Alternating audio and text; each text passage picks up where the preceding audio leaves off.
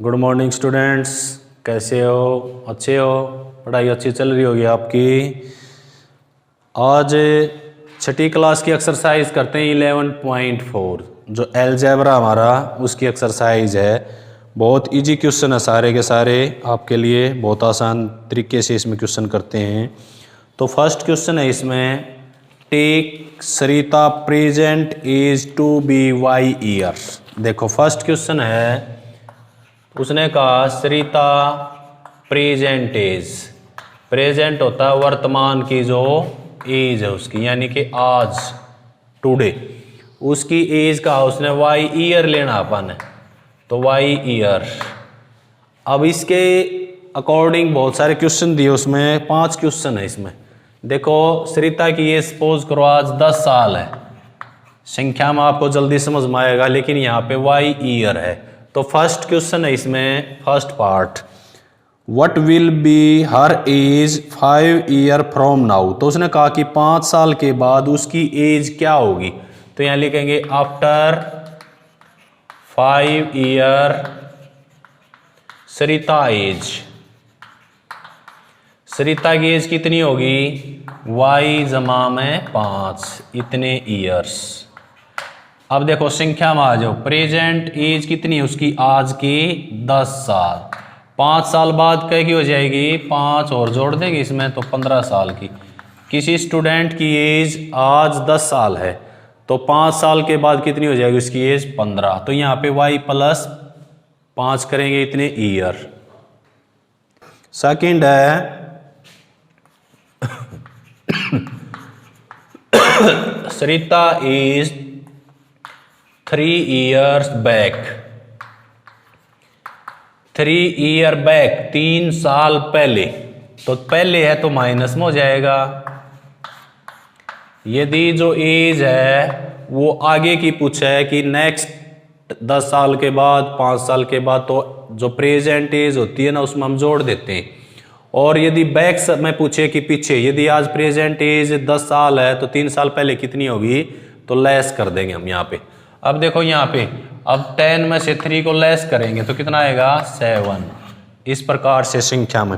अब बी का उसने Sarita grandfather is 6 time her age. तो अब एज सरिता ग्रैंडफादर की एज निकालनी है हमने। सरिता grandfather as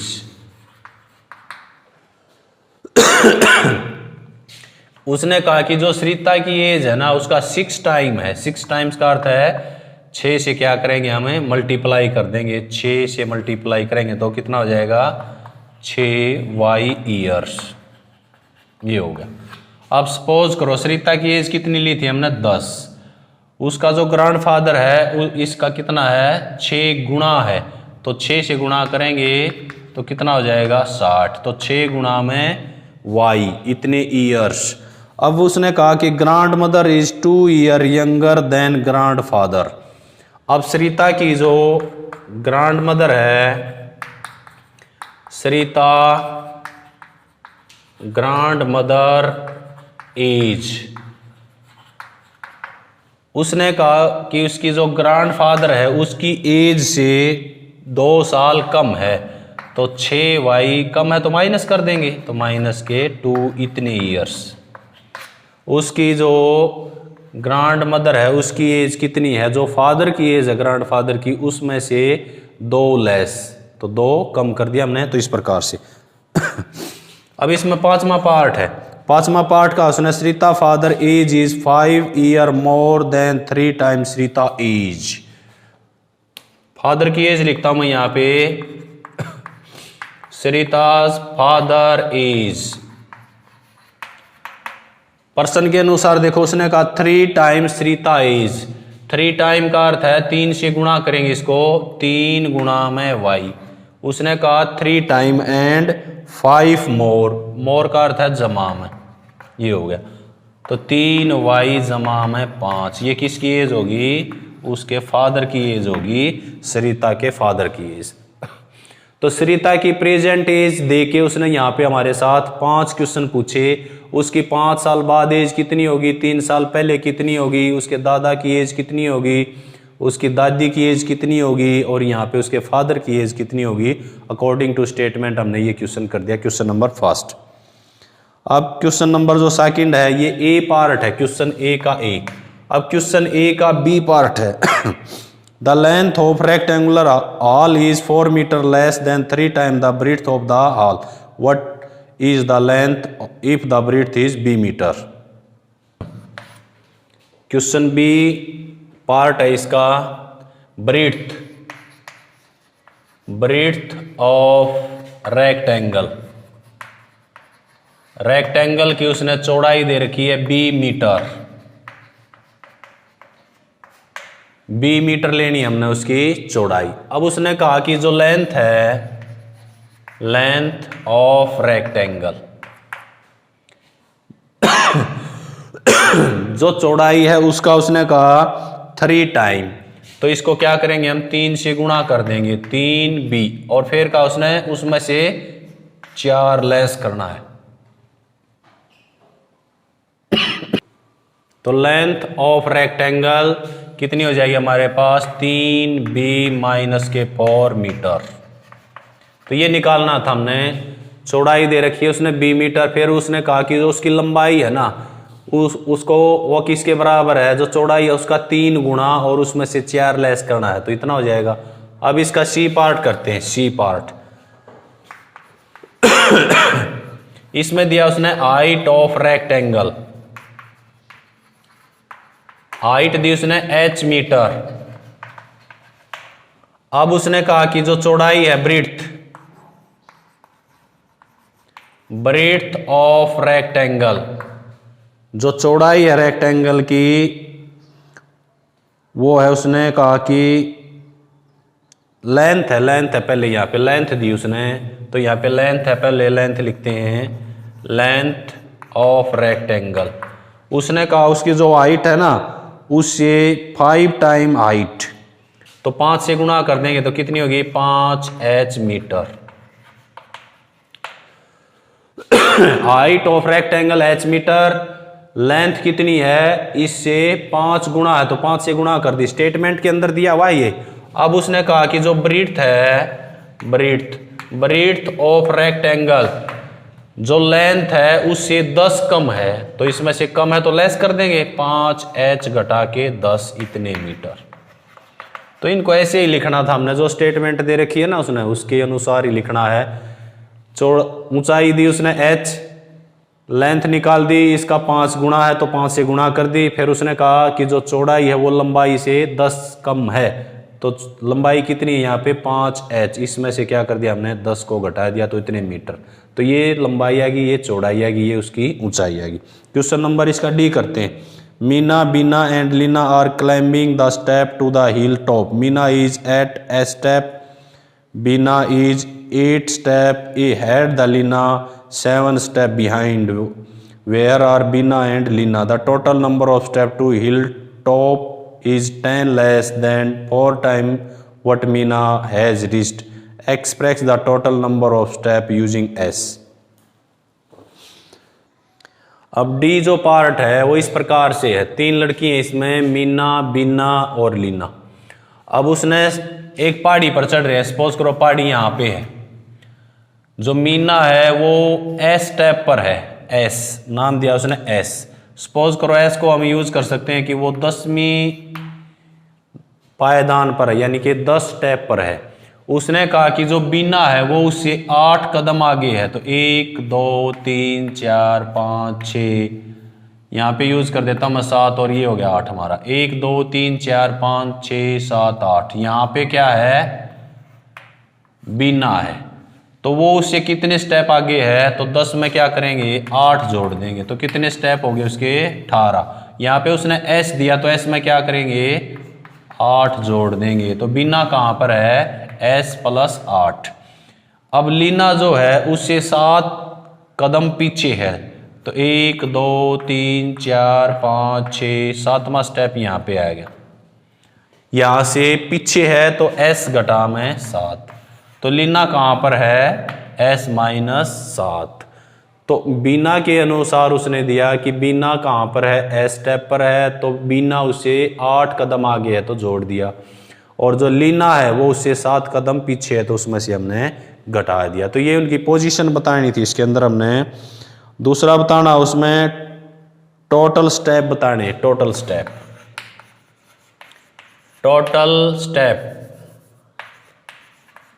step of hill, total step of hill बताने हैं। उसने कहा कि जो मीना है एस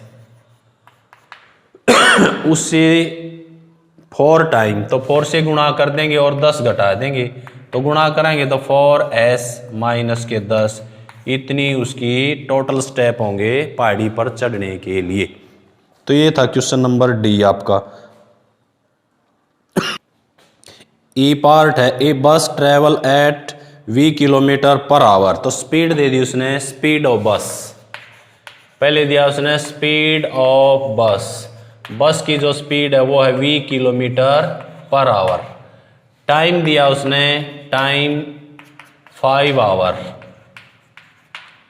तो डिस्टेंस निकाल लेंगे, डिस्टेंस, डिस्टेंस किसके बराबर होता है, स्पीड मल्टीप्लाई टाइम, स्पीड और टाइम को क्या करेंगे, गुणा कर देंगे, तो 5 गुणा में v, तो स्पीड है उसकी v गुणा में 5 कर सकते हैं, तो 5v किलोमीटर, इतनी डिस्टेंस ट्रेवल की उसने कितने, 5 घंटे में।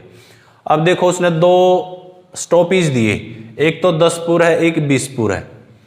बस यहां से स्टार्ट होती है, 5 घंटे में वो कितनी डिस्टेंस ट्रेवल करा है, 5v, तो यहां से बस यहां पे पहुंच गई, तो कितनी डिस्टेंस ट्रेवल की उसने, 5v।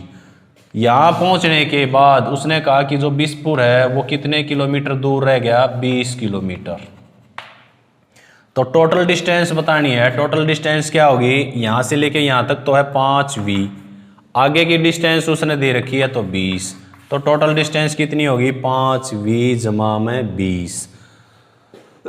स्पीड दे रखी थी उसने v किलोमीटर आवर, तो डिस्टेंस निकाली हमने 5v, तो यहां से बस चली, यहां पहुंच गई, डिस्टेंस होगी 5v, यहां से आगे की डिस्टेंस है 20 किलोमीटर। टोटल डिस्टेंस पूछा उसने तो जोड़ देंगे, तो अब लिखेंगे इसमें टोटल डिस्टेंस 10पुर टू 20पुर, टोटल डिस्टेंस कितनी होगी, 5v जमा में 20, इतने किलोमीटर। बस ये लिखना था इसमें। अब अगला पार्ट करते हैं इसका, क्वेश्चन नंबर जो सेकंड है, सेकंड का फर्स्ट पार्ट। अब जो क्वेश्चन नंबर सेकंड का फर्स्ट पार्ट है उसके अंदर देखो, cost of notebook P, cost of book 3P, इसकी स्टेटमेंट बनानी है हमने कि इसकी जो अमाउंट है वो P है और इसकी अमाउंट इससे 3 गुना है। तो लिखना हमने यहाँ पे आंसर इसका यही होगा, कॉस्ट ऑफ बुक। देखो यहाँ पर इसकी कीमत P है, इसकी 3P है, तो इससे 3 गुना है, तो cost of book is 3 times more than notebook. तो ये स्टेटमेंट लिखनी है हमने इसमें बस। जैसे उसने दे रखा, पहले ऐसे दे रखा था, उसको हमने ऐसे हल करना था। अब यहाँ पे इसको इस स्टेप में दिया तो हमने इसको इस स्टेप में चेंज करना है। तो cost of book is 3 time more than the notebook. अब ये दिया उसने, Tony put Q marble on the table, Tony ने क्यू मार्बल मेज पर रख दिए, ये मेज है, इसके ऊपर उसने क्या किया, क्यू मार्बल रख दिए। He has 8 Q marble in box, उसके पास 8 क्यू, यानी कि उसके पास कितने हो गए, 8 क्यू मार्बल हैं। तो इससे कितने ज़्यादा है उसके पास, गुणा में 8 क्यू। तो इसकी स्टेटमेंट लिखेंगे, यहाँ पे लिखता हूँ मैं, टोनी के पास जो मार्बल है, टोनी हैज 8 क्यू मार्बल, यानी कि लिख सकते हैं हम इसको 8 Q. Tony has 8 time more marble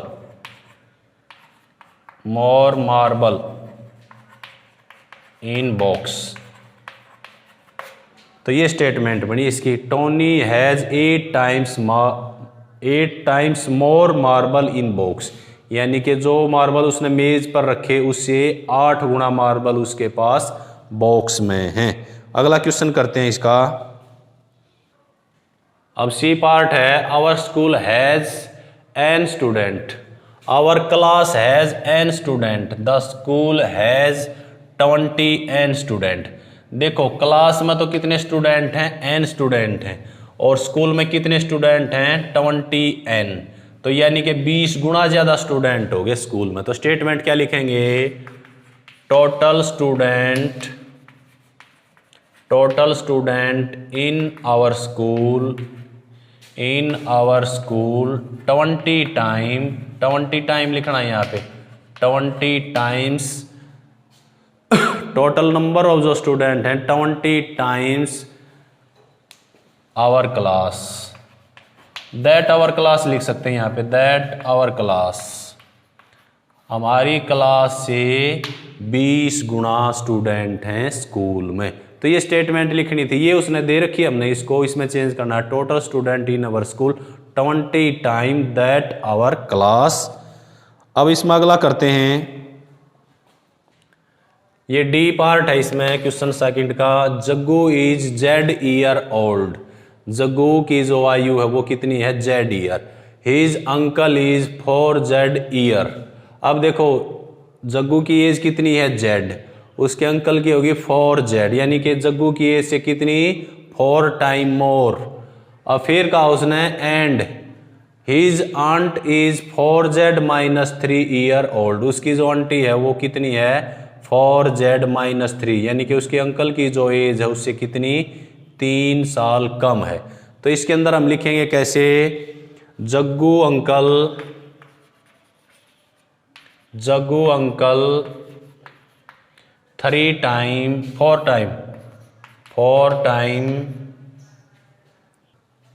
4 time older than Jaggu and Jaggu की जो आंटी है, Jaggu aunt is 3 year youngers, उसने कहा 3 ईयर छोटी है, youngers his uncle age. E में दिया उसने, in an arrangement of dots there are rows, each row contain 5 dots. अब देखो जो रो दे रखी है उसने इस प्रकार से होती है रो, एक रो में 5 डॉट्स हैं, इस प्रकार से। उसने कहा कि जो रो है वो कितनी है, आर है, यानी कि 1 2 3 4 लास्ट में हम आर रो यूज कर सकते हैं इसके अंदर। तो total number of dots is 5 time, तो यानी कि इसके अंदर कितने हैं, 5 हैं, इसमें एक रो में 5 डॉट्स हैं, तो आर रो में कितने डॉट्स होंगे, 5 गुना में आर।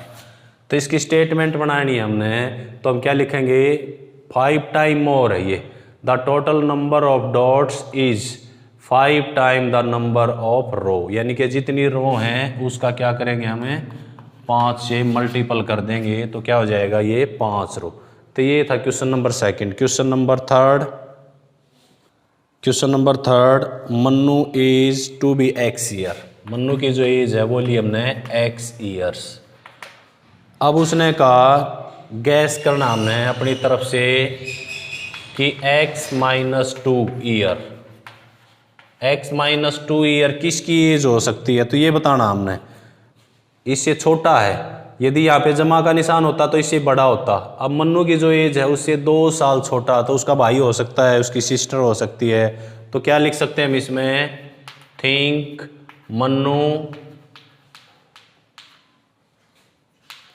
मन्नू यंगर ब्रदर लिख सकते हैं इसको हम, यंगर सिस्टर भी लिख सकते हैं और यंगर ब्रदर भी, यानी कि यदि उससे कम है तो उसकी एज क्या हो जाएगी, उसका भाई हो सकता है, उसकी बहन हो सकती है। अब आगे उसने लिखा है कि सपोज करो इसमें x में 4 जोड़ दें, यानी कि मन्नू की एज कितनी है यहाँ पे, x, और ये एज और दे दी उसने, ये एज एक्स जमा 4, तो ये एज किसकी हो सकती है?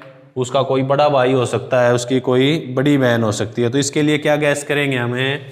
तो इसमें क्या सोचेंगे? थिंक मन्नू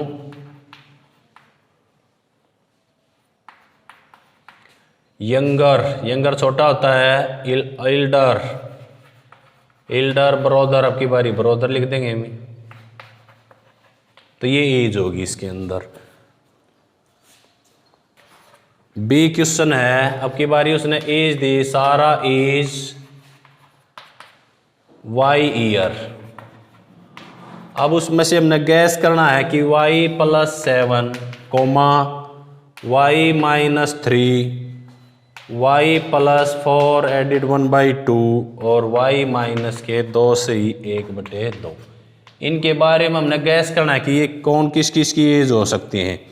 अब देखो इसमें सारा की जो एज है वो y ईयर है, y + 7 यानी कि उससे 7 साल बड़ा कौन हो सकता है? उसका भाई हो सकता है, ब्रदर हो सकता है।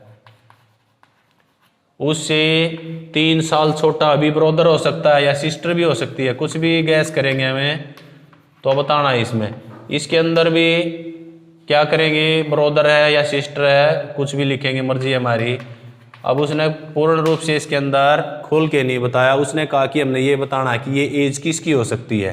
तो हम लिखेंगे सारा का जो एल्डर ब्रदर है, बड़ा भाई है, उसकी एज हो सकती है। यहाँ पे माइनस है तो उसकी छोटी बहन हो सकती है, यहाँ पे उसका बड़ा भाई हो सकता है, यहाँ पे उसकी छोटी बहन हो सकती है, या यहाँ पे छोटा भाई हो सकता है। तो ये इसके अंदर हमने बताना था, बस इसके अंदर एज के हिसाब से हमने इसके अंदर लिखना था।